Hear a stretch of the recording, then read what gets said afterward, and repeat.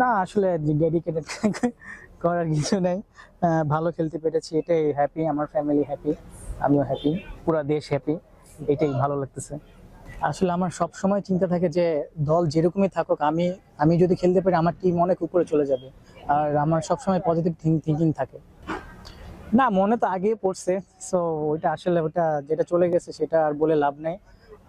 West ইন্ডিজের মাঠে আমরা সিরিজ জিতছি, এটাই আমাদের জন্য অনেক অনেক বড় একটা পাওয়া। আসলে আমি লাস্ট প্রিভিয়াস যতগুলো ম্যাচ খেলেছি, এইচপি টিম ওর হাই পারফরমেন্স অস্ট্রেলিয়া বলেন, ইভেন ইমার্জিং কাপ বলেন, ওগুলা ভালো খেলে আসছি। সো আমার ওইগুলোর জন্য আমার অনেক কনফিডেন্টলি আমি অনেক কনফিডেন্ট পাচ্ছিলাম যে আমি যদি সুযোগ পাই আমি ভালো খেলবো ইনশাল্লাহ। অবশ্যই, মাত্র তো শুরু, এখন অনেক ক্যারিয়ার বাকি আছে ইনশাল্লাহ।